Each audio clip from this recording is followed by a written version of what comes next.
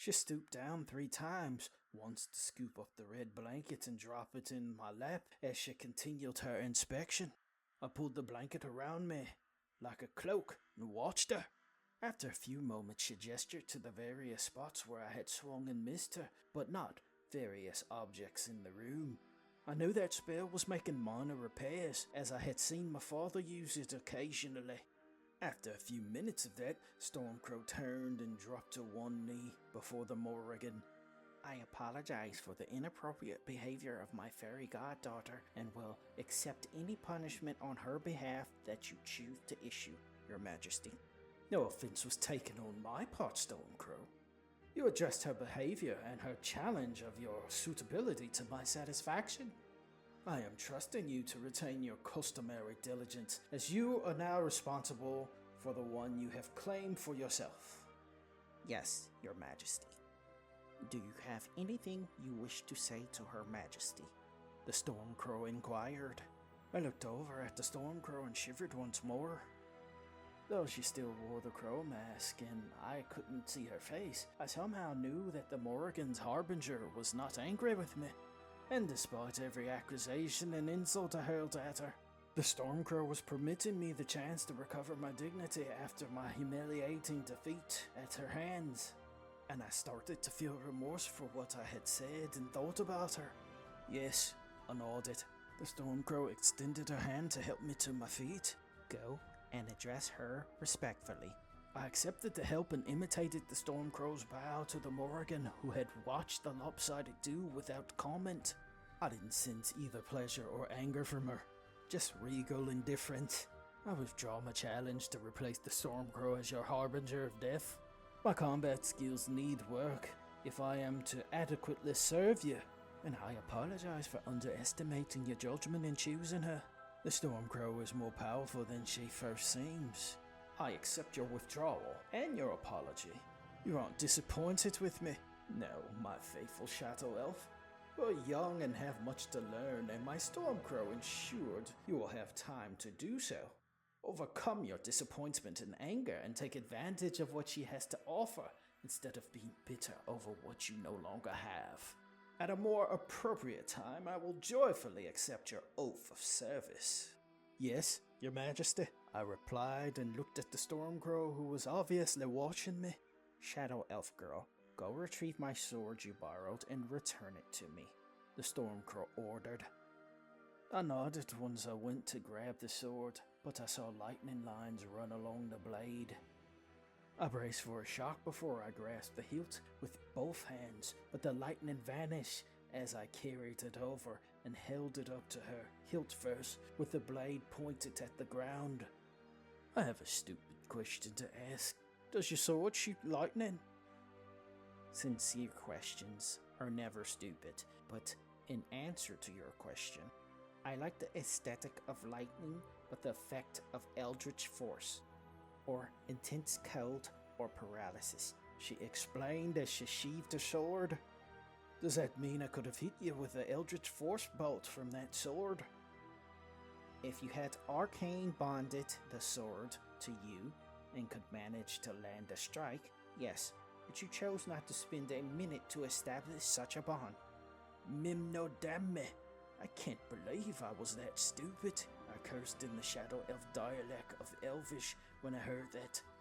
I would just as soon he not, Shadow Elf Girl. Such an invocation from one who prizes intellect could be quite debilitating. And you promised to give me my name back. I said certainly. Did I? The Stormcrow queried. Yes, you said after I cut you, I knocked you over within 3 minutes you would give me my name afterwards. I started to argue. I did not say I would return your previous name. I sighed heavily. You said you would give me my name after I finished the challenge. Now, I did say that. She drew my seek she had placed in her belt earlier. She gave a cursory inspection of the black iron knife, placed the edge against the palm of her right hand and squeezed it tightly. Soon, blood started to trickle from either side of her hand and she released the blade.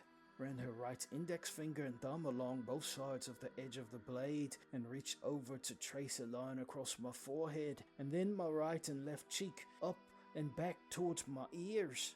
With the Morgan, the Phantom Queen, sovereign of Corvette and guardian of the crossroads between life and death as witness, I name you Greflinger Delid Ilvoris. Did you give me a new name instead? I asked. Yes. What does it mean? Greflinger means badger, and Delid Ilvoris means storm chaser's ward. I stopped to think about it. Badgers are fierce creatures, and honey badgers are known to be tough enough to kill and eat cobras. And since I remembered seeing a cobra and a mongoose etched on the Stormcrow's sword when I carried it to her, I decided to accept the compliment. I accept that name, but it's not a Shadow Elf name, I remarked. It's certainly apropos. The Morrigan chuckled. I provided you a name in accordance with my culture, highlighting a trait I observed in you. The Stormcrow answered. I am your fairy godmother now, so your surname indicates that I am your benefactor. If you want a different name, you will have to earn it. But I am a Shadow Elf, not a... whatever you are. What does that mean to you, Greflinger Delid Ilvoris? It means I have the beliefs, practices, preferences, and behaviors of the Shadow Elf people. Excellent. Due to a recent change given to me by the Phantom Queen, I will need someone to teach me about Shadow Elf culture. That will be you. And in exchange, I will teach you the beliefs, practices, and customs of the fairy courts, especially the Maelstrom Eldrin aligned to the Unseelie court. The Drum murdered all the Eladrin, I replied. I can assure you, they did not. Yes, they did. That's why the Shadow Elves chose to follow the Morrigan. The Shadow Elf clans were not the only ones to choose another divine patron after Corlon Larathian's altercation with Lauf. And how do you know? Is it true that the Eldrin weren't exterminated? I looked to the Phantom Queen for confirmation. They no longer reside in Everin, but they are far from extinct, she confirmed. Where do they live? I inquired, but she didn't answer. Instead, she turned to the Harbinger. Stormcrow, please ensure the education and training of the one now named Griflinger Delid Ilvoris includes the traditional cultural rituals of my Shadow Elves. Seek out Paladin, Mendicant Lurin, Fedlimid, and Heroes Landing for guidance. Griflinger Delid Ilvoris, I have no doubt that the Stormcrow will be more indulgent with you than your parents were about some things. However, that is not permission to be disrespectful or disobedient. She will prepare you in how to weaponize your fury and fight the likes of Inder Reslin far better than anyone at Dune's Cat ever could. I expect you will master whatever knowledge or skill she imparts to you. Both of us nodded silently at the directive, and the Morgan was abruptly covered in blackbird feathers that fell to the floor as she vanished.